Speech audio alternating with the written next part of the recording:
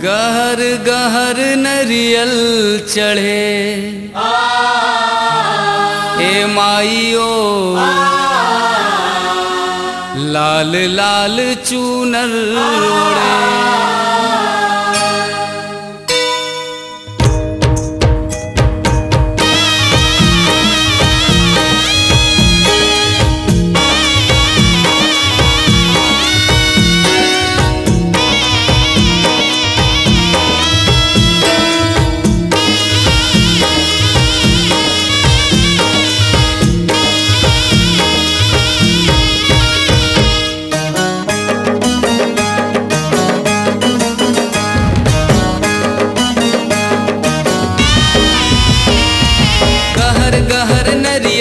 चढ़े ए माइयो, लाल लाल चूनर ओढ़े।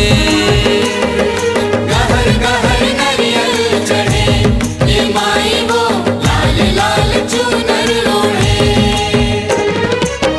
पूरब पश्चिम माँ उत्तर दक्षिण माँ, पूरब पश्चिम माँ उत्तर दक्षिण माँ, माई बिराजी के बढ़िया खोले।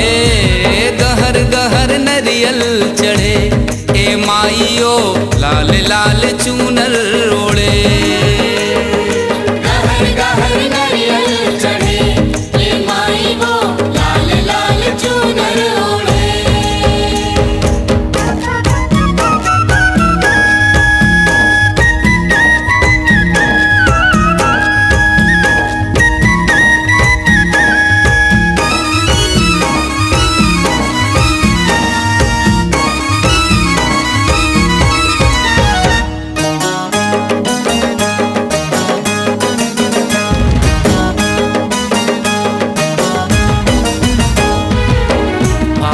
चैत मास भाप चिरौंजी, बैसाख महीना में बर्फी बालूशाही। चैत जलेबी जुआर लड्डू, आषाढ़ महीना अठवाई भावे।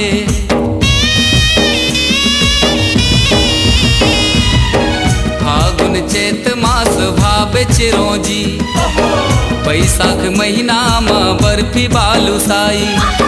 चैत जलेबी जुआर लड्डू, आषाढ़ महीना अठवाई भावे। ए सावन में शक्कर बरा ए माइयो, सावन माँ शक्कर बरा। सावन माँ शक्कर बरा ए माइयो, सावन माँ शक्कर बरा।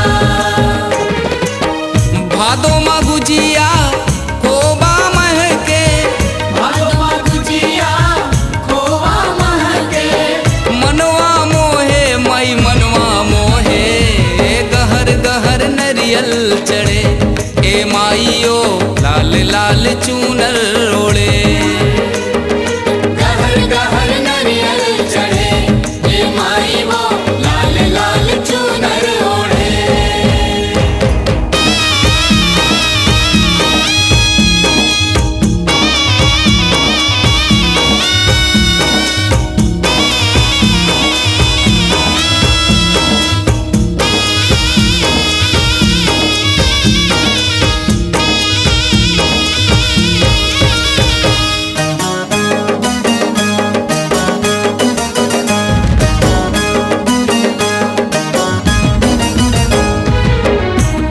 महीना केसर लड्डू बनावे, कार्तिक में खीर पूड़ी काजू खबावे।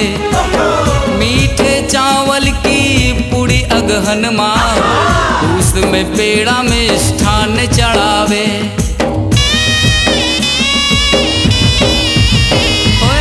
क्वार महीना केसर लड्डू बनावे, कार्तिक में खीर पूड़ी काजू खबावे। मीठे चावल की पूड़ी अगहन माँ, उसमें पेड़ा में मिष्ठान चढ़ावे।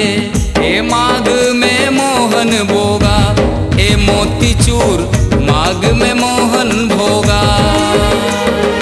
माघ में मोहन भोगा ए मोती चूर, माघ में मोहन भोगा। 12 महीना 12 भोगा, 12 महीना